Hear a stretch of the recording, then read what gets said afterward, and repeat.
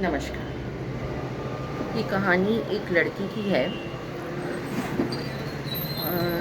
जब वो कॉलेज में पढ़ती थी, हुआ यूँ कि उसकी एग्ज़ाम थी और इंग्लिश की एग्ज़ाम थी। इंग्लिश उसे कतई नहीं आता था और उसे यह सब्जेक्ट अच्छा भी नहीं लगता था। अब क्या हुआ कि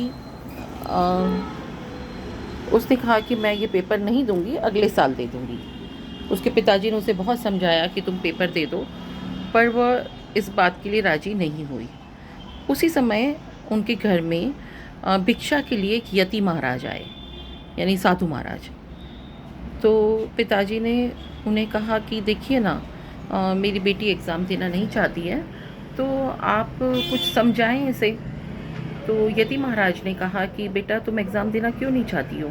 उसने कहा, मुझे जब कुछ आता ही नहीं है तो मैं इस पेपर में क्या लिखूंगी, मैंने कोई तैयारी नहीं की है और मुझे पता नहीं ये अंग्रेजी विषय पढ़ना भी अच्छा नहीं लग रहा है।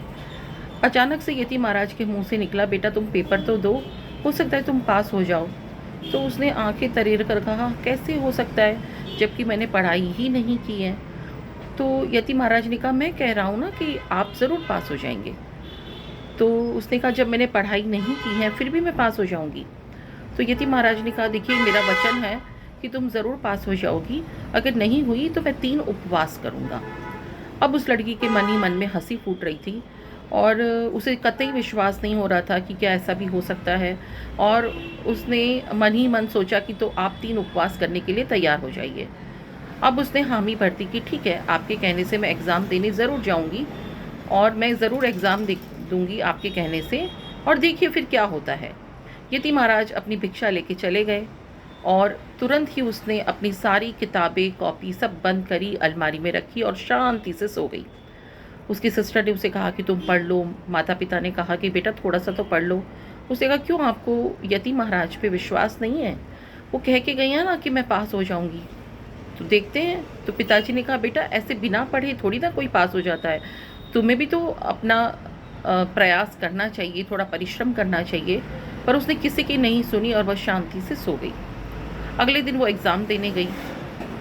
जब वो परीक्षा हॉल में बैठी और प्रश्न पत्र उसके हाथ में आया, उसके हाथ से स्वतः पेन उठा और उसने उसमें क्या लिखना शुरू कर दिया उसे खुद नहीं पता। उसने पूरा पेपर लिखा और वो घर आई। पिताजी ने पूछा, पेपर कैसा हुआ? उसने कहा, पता नहीं, मैंने कुछ लिखा तो है, पर क्या लिखा है मैं नहीं जानती हूँ। पिताजी आश्चर्यचकित हो गए। सिस्टर ने पूछा उसकी, तो भी उसने यही कहा कि मुझे नहीं मालूम मैंने क्या लिखा, पर मैंने लिखा ज़रूर है, इतना मुझे पता है।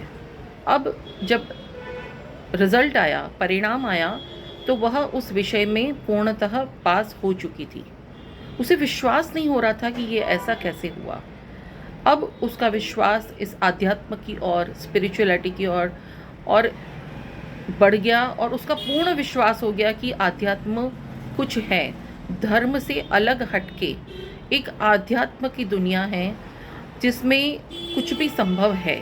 इस बात का उसे पूरा पूरा विश्वास हो गया, क्योंकि वह स्वयं जानती थी कि उसने कुछ भी नहीं लिखा है, यह कोई शक्ति द्वारा उससे लिखवाया गया है।